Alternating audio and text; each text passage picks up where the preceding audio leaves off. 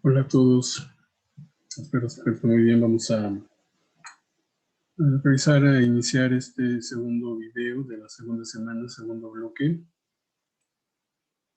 que es la culminación de la unidad 1 con los temas de oferta y demanda, escasez, costo de oportunidad y las gráficas de las variables económicas. Es un tema muy interesante porque, bueno, tiene que ver con, yo diría, una de las claves de la economía, de los negocios, que es la oferta y la demanda.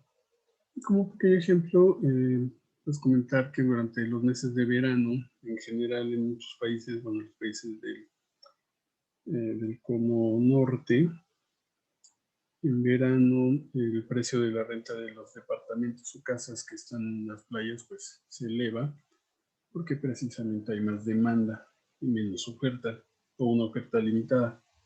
Cuando llegan las fiestas de Navidad, algunos alimentos suben su precio de manera rápida. Sin embargo, a mediados de verano, por ejemplo, el precio de las hortalizas alcanza niveles bajos. Estos hechos y otros parecidos que podríamos citar tienen en común una serie de factores que actúan a través de la oferta y la demanda y que se hacen patentes en el funcionamiento del mercado. Insisto, esta es realmente la clave de un mercado abierto. Entonces los mercados funcionan precisamente en función de la oferta y la demanda. Estas son las fuerzas que hacen que las economías de mercado o las economías capitalistas, funcionen. Los compradores y vendedores se ponen de acuerdo sobre el precio de un bien a cierto nivel. El precio acordado produce el intercambio de las cantidades determinadas de ese bien o servicio por una cantidad de dinero también determinada. Entonces tenemos ese cruce de oferta y demanda, cuánto está dispuesto a pagar el comprador, cuánto está dispuesto el vendedor a aceptar por un bien o un servicio. Ya veremos que ese es el precio de equilibrio, donde ambas partes están de acuerdo en cuánto dar en términos de dinero y en términos de producto o servicio.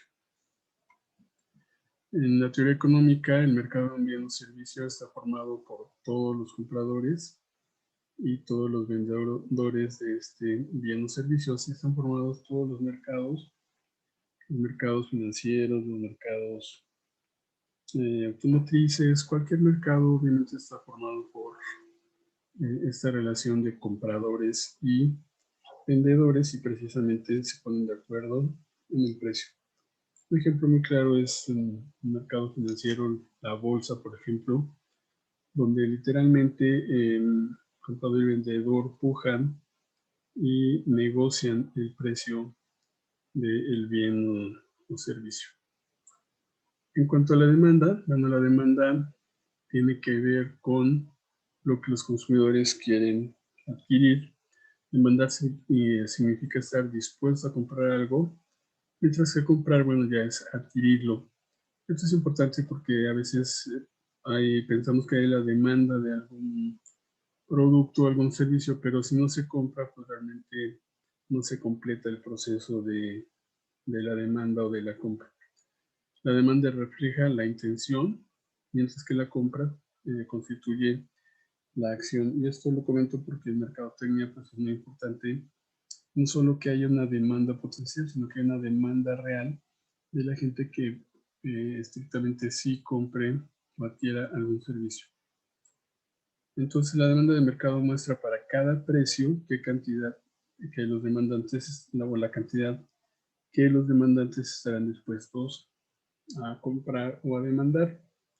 En general, a precios bajos las cantidades serán elevadas y a precios más altos serán menos demandadas. Eso tiene que ver con el efecto de la renta que enseguida veremos, pero bueno, tiene su lógica económica y financiera.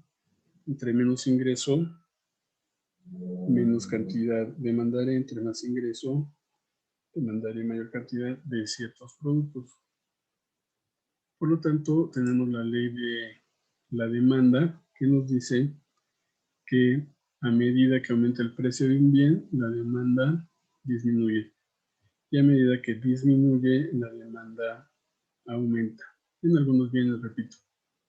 Porque tenemos, por ejemplo, este concepto del efecto sustitución, que posee precisamente la imagen clásica de mantequilla y margarina, porque este efecto sustitución recoge la incidencia de un cambio en los precios relativos, de forma que cuando aumenta el precio de un bien, la cantidad demandada de ese bien se reduce, pues su consumo se sustituye por otro que se ha abaratado. En este caso, pensamos, si la mantequilla sube, generalmente compraremos margarina, o viceversa, si la margarina sube, compraremos mantequilla. Si ambos están en el mismo precio, un precio similar, entonces habrá otros mecanismos para elegir uno u otro, que básicamente precisamente serán los gustos que tenemos.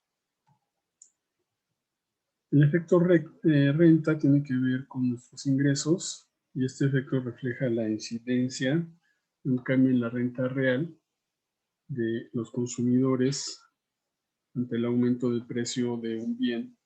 Y si este aumento, si este precio aumenta, el bien del precio aumenta y nuestros ingresos se mantienen, entonces pues, habrá ese efecto de la renta, porque para nosotros se habrá encarecido ese producto. Por ejemplo, si el precio de la carne se eleva un 30% y nuestro presupuesto era de 100 pesos, ahora tenemos 30 pesos menos para hacer frente a otros gastos, suponiendo que consumiéramos la misma cantidad de carne. A lo mejor dejamos incluso de consumir la carne.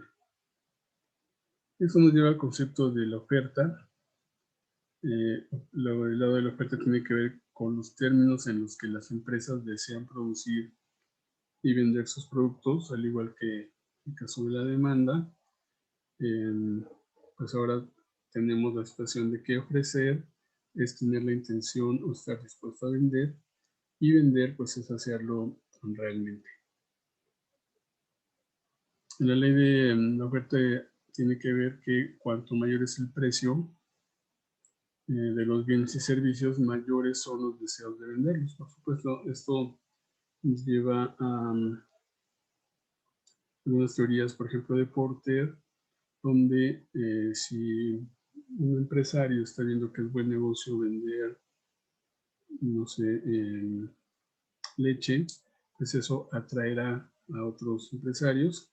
Aquí es donde entran esas teorías de barreras de entrada, donde a lo mejor yo quisiera vender también leche para no tener maquinaria, envases, etcétera. Entonces, si bien en la teoría me indica que cuanto mayor es el precio de un bien, hay más deseos de entrar por parte de los productores o los oferentes, no es directa la forma de entrar, depende de estas barreras de entrada. Quizá si veo que una persona que vende tortas le está yendo muy bien, puedo yo poner un negocio de tortas, porque la inversión no es tan alta, pero si veo que se están vendiendo los autos y quiero poner una armadora, pues no lo podría hacer.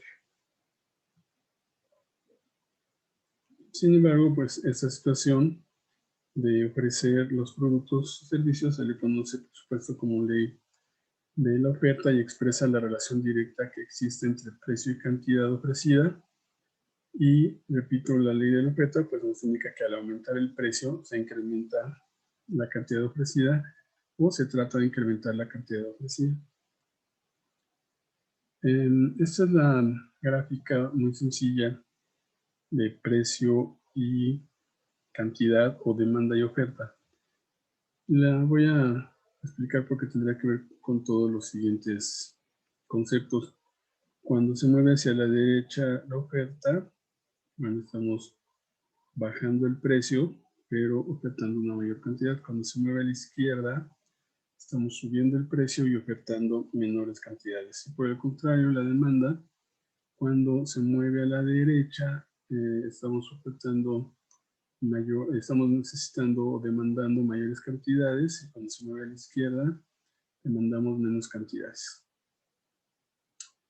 Entonces, en general, bueno, no en general, yo diría que en todos los precios, ya sean arbitrarios o no, pues existe un precio de equilibrio que es donde se cruza la oferta y la demanda. Ese es el precio. Bueno, las cantidades dependerán de varios factores, incluso de factores como el tipo de mercado en el que estemos adquiriendo esos productos. Por ejemplo, en un monopolio, pues el productor es el que pone el precio y nosotros compraremos cierta cantidad a cierto precio. Quizá la empresa que es monopolio baje la cantidad de producto para que suba el precio. O quizá, depende, repito, de las estrategias, baje el precio, aumente la cantidad para que baje y aumente la cantidad, perdón.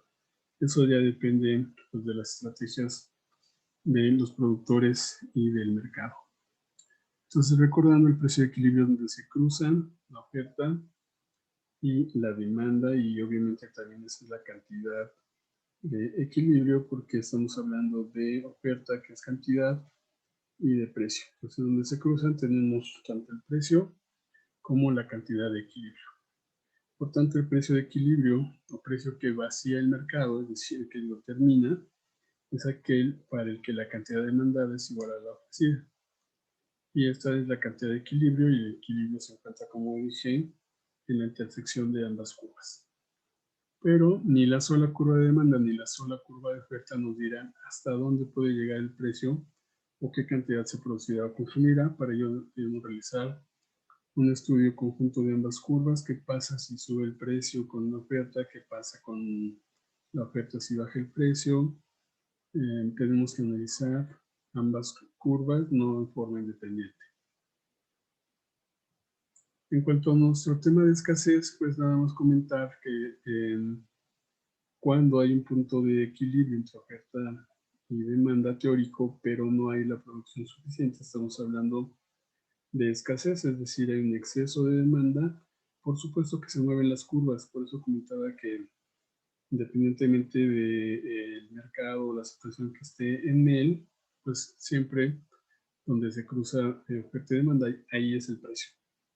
Si hay escasez, seguramente el precio subirá y la cantidad, pues al haber escasez, se entiende que es baja.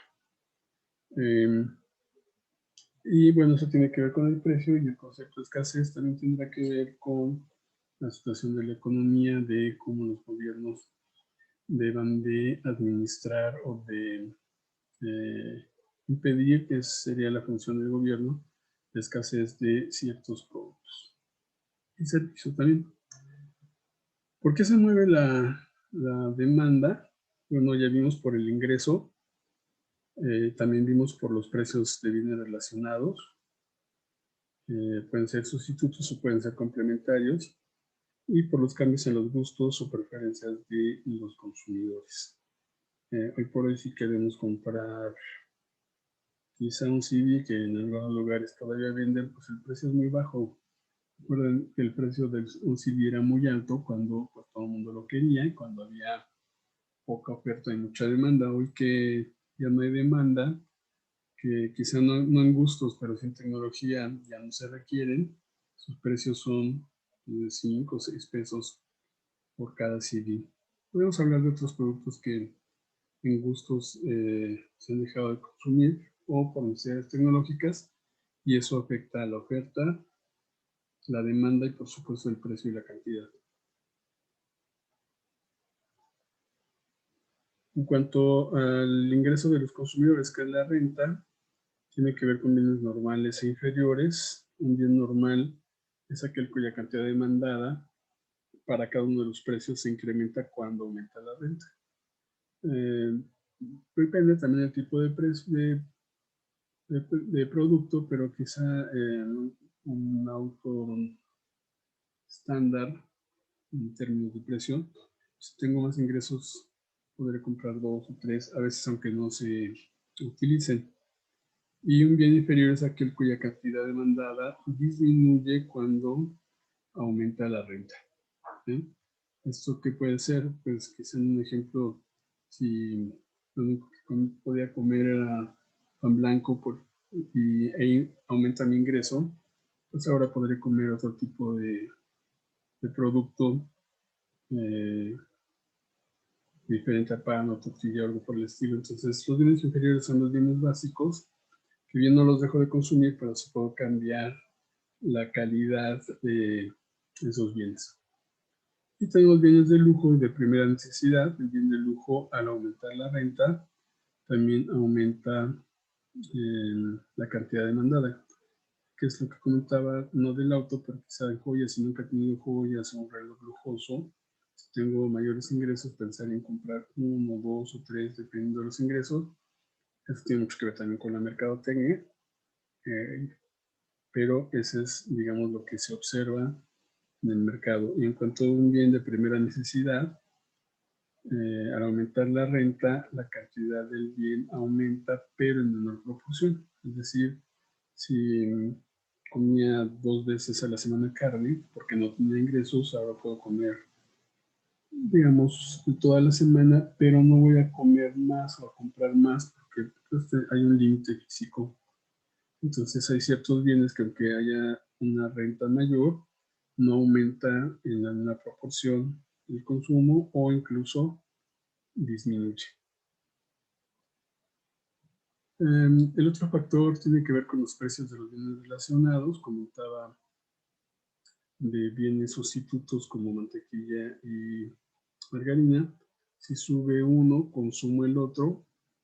En el caso de los sustitutos o sustitutivos, o té o café, si disminuye el precio del té y aumenta el café, seguramente consumiré té o chocolate o algún otro polvo de sabor para complementos de leche, etc. Y los complementarios, que es una relación inversa. Un producto complementario es, por ejemplo, la impresora y la tinta. Si sube la tinta, seguramente ya no compraré la impresora. Y si sube la impresora, seguramente ya no compraré la tinta, la dejaré de usar, dependiendo de los incrementos. Pero ese es el ejemplo de los bienes complementarios. O si sube el precio de un balón de fútbol, ya no voy a jugar y por lo tanto ya no compraré zapatos de fútbol, o si suben los zapatos de fútbol quizá ya no compro un balón y ya no voy a jugar por los incrementos que pueda haber en los precios de esos productos complementarios. O a veces también es un ejemplo el auto y la gasolina. Si sube mucho la gasolina, pues quizá ya no utilizaré mi auto, pues ya no compraré. Y si suben mucho los autos, no compraré el auto y por tanto no compraré la gasolina.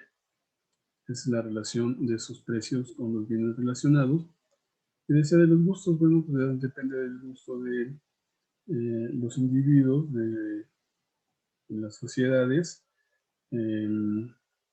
Dejarán de consumirse ciertos productos o se incrementarán algunos otros, insisto, también por el cambio tecnológico y por las modas. También se consumirán más de algunos productos y menos de otros. Por tanto, eso desplaza a todos los puntos anteriores que comenté. Los tres anteriores desplazan a la curva de demanda. ¿Qué desplaza a la curva de oferta? Uno de los más significativos son los precios de los factores productivos. Por supuesto, si baja el sueldo de los trabajadores, pues desplaza la curva. Si sube también, la tecnología es muy importante para desplazar la curva. Muchas empresas con base tecnológica dan precios muy atractivos porque sus costos bajan y entonces se desplazan la curva de oferta a mayor cantidad y menor precio, pero obviamente mayor cantidad. Los celulares son un ejemplo de esto. Los celulares hace 30 años que iniciaron quizá costaban alrededor de 1,500 pesos, que traídos a valor presente pueden ser 30, 40 mil pesos. Hoy, hoy encontramos, digamos, al mismo nivel de tecnología celulares de 400 pesos, ¿no? Que llevados a valor de hace 20 años podrían ser 20 o 30 pesos. Entonces la tecnología es un elemento muy importante de desplazamiento de la curva oferta, básicamente, insisto, mayor cantidad, menor precio. Las expectativas sobre el futuro también cambian o desplazan la curva y el precio de los otros bienes, al igual que vimos con los sustitutos, porque obviamente es el efecto oferta y demanda. Es decir, si sube el precio de la margarina, decía, compramos mantequilla, pero el productor de la margarina va a sufrir un movimiento en su curva de oferta. Hay un concepto muy importante que es el factor de sensibilidad de los precios, que se llama elasticidad de la demanda. También hay elasticidad de la oferta, pero digamos la más sensible, la que nos ayuda, me parece a mí, estudiar de mejor forma, incluso aunque seas productor, es la elasticidad de la demanda. La elasticidad de la demanda tiene que ver con cómo cambia el precio, cómo cambia, perdón, la cantidad en función de los precios, como ya vimos, preferencias, ingresos y otros bienes, cómo cambia la curva de demanda con esos factores. Y esta elasticidad de precio se calcula de forma muy sencilla, que es dividir la variación porcentual en cantidad, es decir, cuánto incrementó o decrementó mi consumo, entre cuánto incrementó o decrementó el precio. Como decíamos, en general, hay algunos productos que si aumenta el precio consumo más, hay algunos que consumo menos. Cuando aumenta el precio, por ejemplo, la tortilla, se aumenta el precio, seguramente consumo menos, pero para algunas personas, si aumenta el precio del dólar, consumen más, por también la expectativa que estábamos viendo. Entonces, hay básicamente 5 escenarios de elasticidad, tanto para oferta como para demanda. Insisto, es más analizable, más claro en la demanda. Tenemos una demanda elástica, una demanda unitaria y una demanda inelástica, que ahorita comentamos, una elasticidad infinita y una inelasticidad perfecta. Esto tiene que ver con el consumo del producto, como comento. Por ejemplo, en la elasticidad infinita, al mismo precio, no sube el precio, se consume una cantidad infinita en teoría. Y en la inelasticidad es, aunque sube el precio, se sigue consumiendo, o baje, se sigue consumiendo la misma cantidad. Hay algunos productos que reaccionan ante estas elasticidades. Entonces, la demanda será elástica cuando la reducción del precio genera un aumento porcentual mayor de la cantidad, por ejemplo, 2. Ahí estamos hablando de elástico. Será unitario cuando esta relación sea 1 y será inelástica cuando suponga una cantidad menor. En pocas palabras, si sube el precio y consumo menos, es inelástica. Si sube el precio y consumo lo mismo, es unitaria. Y si sube el precio y consumo más, es elástica. En general, pues los productos básicos pues, son inelásticos porque tenemos que el incremento del precio hace que consuman menos producto. Y en general, por ejemplo, de la gasolina, mientras mi factor de renta se mantenga, porque esto es importante, estas teorías suponen que algunas variables se mantienen intactas. En teoría, si el ingreso todavía me lo permite y sube la gasolina, seguiré consumiéndola si tengo que usar mi auto. ¿Hasta cuándo? Pues hasta cuando mi renta ya no sea suficiente para seguir comprando la gasolina. Pero hay un nivel donde, aunque suba, sigo comprando. Claro que esas gráficas no son eternas, no pueden subir al infinito y seguir comprando si mi ingreso no está creciendo también de esa manera. En cuanto a la curva de demanda, será perfectamente inelástica o rígida cuando una reducción del precio no suponga ninguna variación en la cantidad, como comentaba. Aunque bajara la gasolina, yo seguiría consumiendo la misma porque pues, no tengo forma de almacenarla. Mi coche necesita 40 litros, no le puedo poner más. Entonces, aunque bajara, no le pondría más, y aunque subiera, pues tendría que seguirle poniendo. Y es perfectamente inelástica cuando la pendiente se vuelve infinita, como comentábamos. Entonces, la elasticidad precio mide la sensibilidad de la cantidad demandada ante alteraciones en el precio, dado que la curva de la demanda tiene pendiente negativa. La elasticidad precio de la demanda siempre tiene signo negativo. Es decir, todos nuestros resultados saldrán negativos en la pequeña fórmula que vimos. Comentaba ya de la elasticidad elástica e inelástica unitaria, y del lado izquierdo pues tenemos un pequeño ejemplo de cómo se movería. Si el precio está en 80 no compraría nada. Si el precio baja a 60 compraría 10, si baja a 40, 20, si baja a 20, 30. Y si estuviera en 0, pues demandaría 40, aunque no me lo venderían porque el precio estaría en 0. Sin embargo, eso se maneja en los análisis de oferta y demanda. Esto es lo que ya había comentado de la demanda elástica e inelástica y unitaria. Es un resumen. La demanda es elástica si el resultado es mayor que 1, es inelástica si es menor que 1 y es unitario si es igual a 1. En cuanto a la oferta, básicamente tenemos las mismas tres situaciones: elástica, inelástica, unitaria.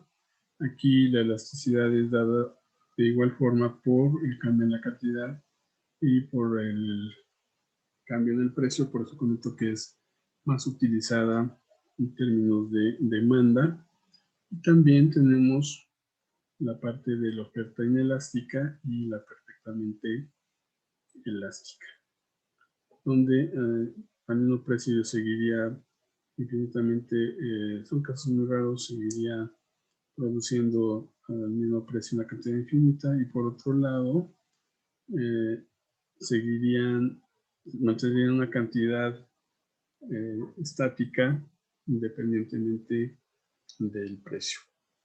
Son raros, repito, esos casos. Aquí está un resumen de lo que tienen ustedes en sus notas, de lo que estoy comentando, de qué pasa en el mercado con la elasticidad, con el precio de equilibrio, con la cantidad de equilibrio y con los vendedores o la oferta. Por ejemplo, en los compradores, la relación con la demanda. La tabla de demanda es una tabla donde por un lado se pone la cantidad que se compraría a cierto precio, muy sencilla. Eso nos lleva al precio de equilibrio. Y el equilibrio se mueve con desplazamientos de la curva a la derecha. Si aumenta el ingreso, si baja el precio de los bienes, si sube el precio de los sustitutos, o si cambian las preferencias en forma favorable. La curva de la oferta se mueve a la derecha, la cantidad de equilibrio, cuando baja el precio, de bienes complementarios, cuando sube el de sustitutos y cuando mejora la tecnología, como ya hemos comentado. Cambiando de tema, relación con el costo de oportunidad. Antes de ver el costo de oportunidad, tenemos que ver que es una ventaja absoluta. Y la ventaja absoluta es cuando una persona o una nación requieren menor cantidad de insumos para producir un determinado bien. Eso les da una ventaja absoluta en términos de producción, o cuando tienen recursos en términos de país, que les da esa ventaja absoluta. Por ejemplo, entre México y Japón, en términos de petróleo, nuestra ventaja es absoluta, porque ellos no tienen petróleo, y quizá en tecnología ellos tienen una ventaja absoluta porque su tecnología es mucho mejor. Pero, resumiendo, la ventaja absoluta es donde el productor requiere la menor cantidad de insumos para producir el mismo bien. Si ambos estamos produciendo el mismo bien, El que tiene la ventaja absoluta es quien gasta menos. Y el costo de oportunidad de un bien es lo que sacrificamos para obtener ese bien. Por ejemplo, en cuestión energética, si como país invertimos en la refinería, nuestro costo de oportunidad es no invertir en energía solar o eólica. Al revés, si invirtiéramos en energía solar o eólica, el costo de oportunidad es no hacerlo en una refinería. Por lo tanto, el costo de oportunidad de cualquier productor o de cualquier país es esa situación de dejar de hacer una actividad o de lograr un ingreso o un bien o un servicio por hacer otro. Y aquí utilizamos el término no de ventaja absoluta, sino de ventaja comparativa. Como ejemplo tenemos que el productor que sacrifica menos de otros bienes con el fin de producir el bien X tiene un costo de oportunidad más pequeño al producir el bien X y se dice que tiene una ventaja comparativa por producirlo. Esto es lo que da origen al intercambio y al comercio internacional. En cuanto a comercio internacional, por ejemplo, los países, incluso México, pero países asiáticos, algunos centroamericanos tienen una ventaja de mano de obra, entonces tienen un costo menor, tienen un costo de oportunidad de tener la mano de obra en lugar de tener la tecnología. No estoy diciendo que sea bueno o no, sino simplemente cuál es la ventaja comparativa de ese país. ¿Y por qué es una ventaja? Porque, bueno, pues cobran menos, tampoco quiero entrar si es bueno o malo, pero cobran menos que otro país. Por ejemplo, Vietnam, pues tiene una mano de obra con un costo menor que Alemania. Entonces, si yo soy un productor, preferiría enviar a Vietnam mi producción que a Alemania porque me saldría más barato y eso me daría una ventaja comparativa contra mis contra otros productores, contra otros competidores. ¿Okay? Es un ejemplo interesante, gracioso, que no quiero tener, pero que explica esta parte de la ventaja comparativa y la ventaja absoluta. Tom Brady, que es un mariscal de campo de fútbol americano, de los más talentosos, pues gana una cantidad de dinero importante, pero también pues podría tener talento para cortar el césped. Entonces, la pregunta es, ¿significa que debe de hacerlo? Bueno, pues vamos a verlo. Para responder esta pregunta, bueno, tendríamos que entrar precisamente en el concepto de costo de oportunidad y ventaja comparativa. Vamos a suponer que Brady puede cortar el pasto, el césped en 2 horas y esas mismas 2 horas grabando un comercial le pagan $20,000. Por otra parte, Forrest Gump, que sería el nombre de una persona, que es su vecino de al lado, puede cortar el césped de la casa de Brady en 4 horas. En esas mismas 4 horas, Gump podría trabajar en McDonald's y ganar $40.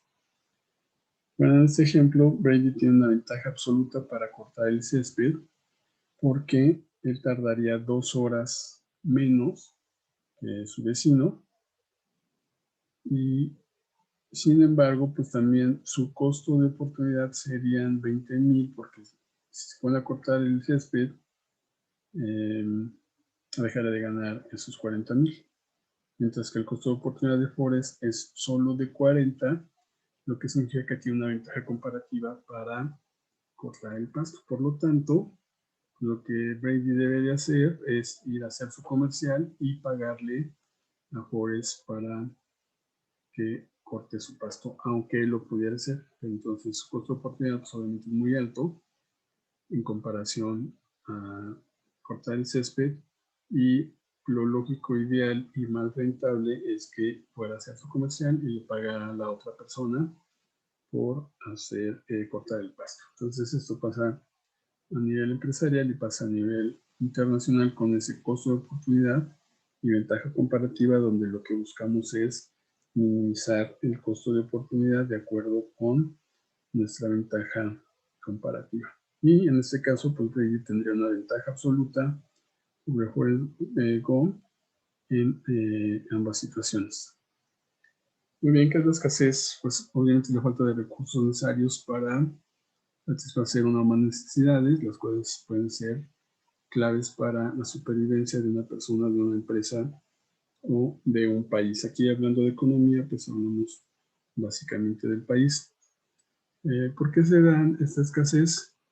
Bueno, por un aumento de la demanda, la acumulación, están todas interrelacionadas, una reducción de la oferta o corte en la producción, porque una reducción de oferta pues, tiene que ver con la acumulación, una acumulación tiene que ver con un aumento en la demanda, pues también se da si no hay producto, pero aquí la idea es dos cosas. En el caso de un producto, cómo poder eliminar esa escasez, y en el caso de los recursos, para un país también cómo poder acceder a tener mayores recursos a través de lo que comentaba de las ventajas competitivas y el costo de oportunidad.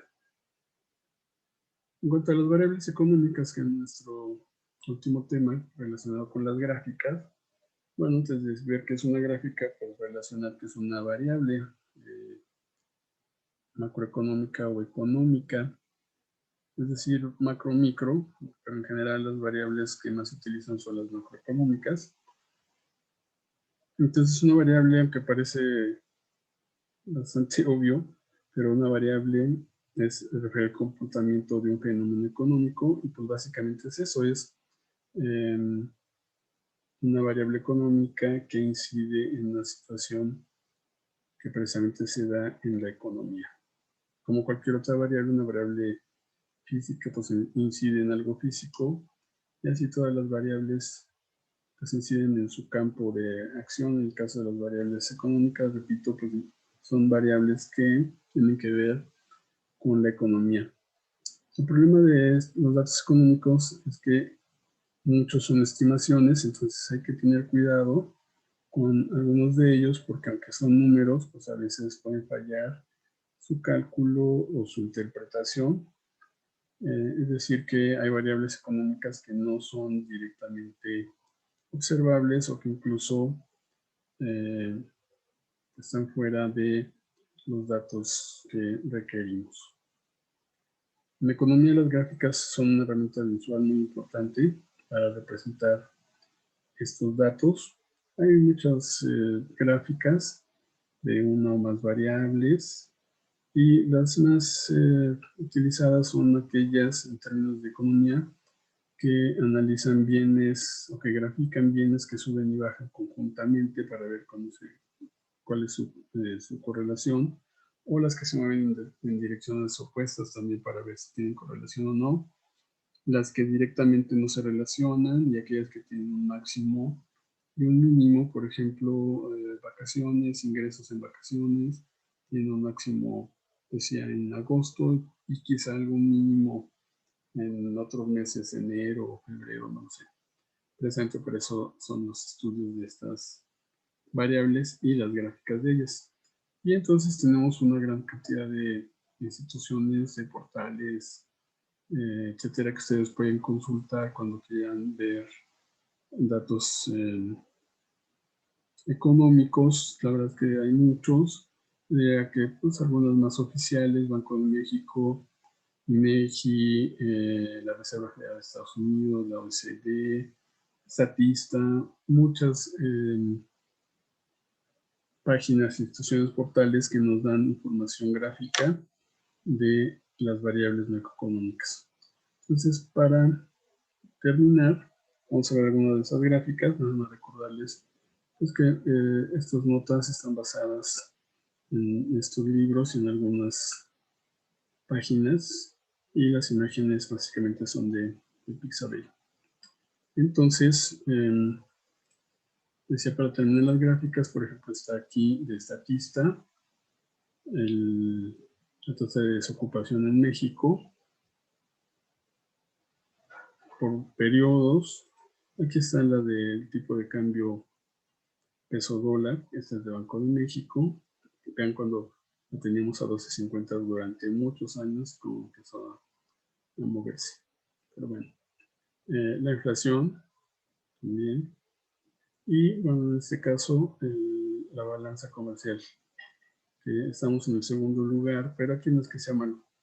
Aquí es que tenemos mucho comercio y todos los países no grandes están en negativo, como pueden ver: México, China, Japón, Suiza, Italia, Francia, etc. Entonces, este es el tipo de gráficas que nos permiten analizar las variables económicas. Con eso concluyo, quedan ahí las notas. Habrá algunas lecturas que sugeriré y algunos videos para complementar el tema, y seguimos en contacto para los siguientes bloques y durante la semana. Que pasen una buena semana. Hasta luego.